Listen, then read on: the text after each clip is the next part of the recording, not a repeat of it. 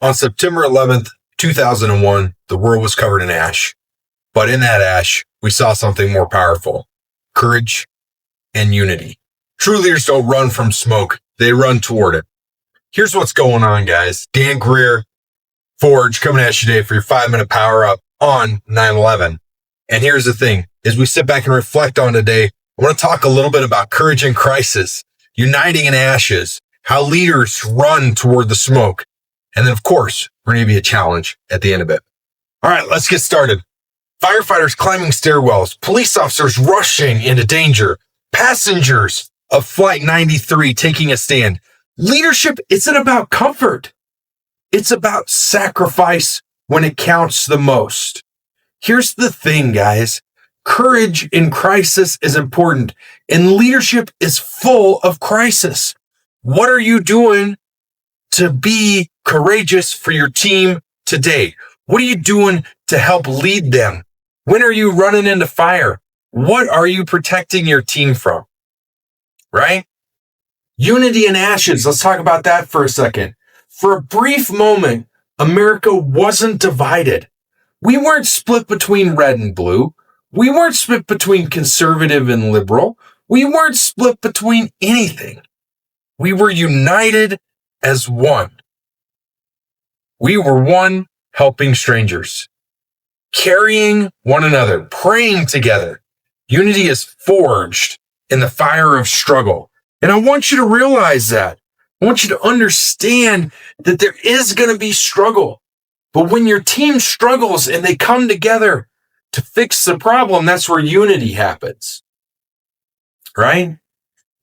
Smooth seas don't make an experienced sailor. Straight roads don't make a great driver.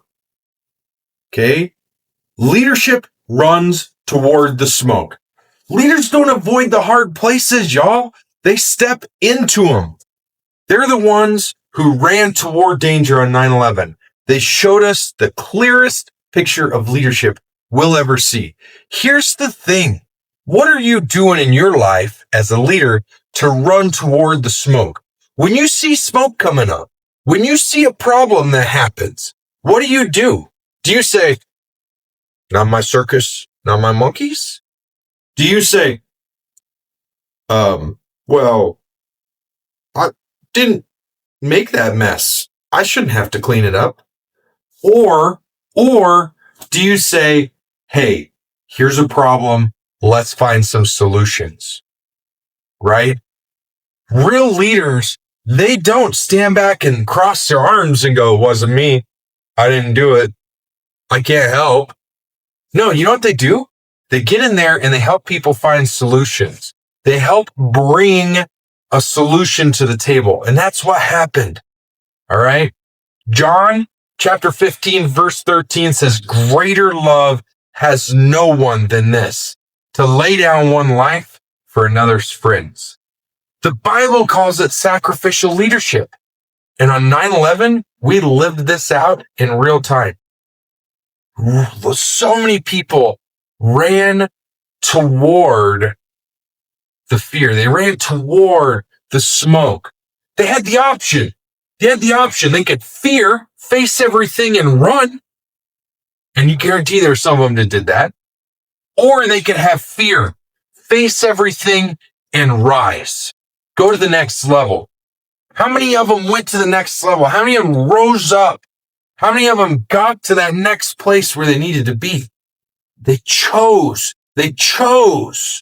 to be courageous. They chose to have unity. They chose to run toward the smoke. And as a leader, you have to make those same choices. It's your choice. Okay? The ashes of 9/11 showed us courage and unity like never before. Like never in my lifetime. Right? I actually had a conversation with my dad about it after we went to that museum. Because I was like, man, this must have been like going to Pearl Harbor for you when you went to Pearl Harbor. And he's like, not really. I'm not saying Pearl Harbor wasn't a big deal, but like, I didn't get the same feelings you got when you were in that museum, right? When you visited 9/11 site. So here's my challenge for you this week. When smoke rises in your world, don't run. Run toward it. Lead with courage. Lead with unity. Get out there, get you some, and don't forget, we're grateful for all the emergency responders every day, not just today. Hope you all have a great day. Thank you, hero. We'll talk to you later.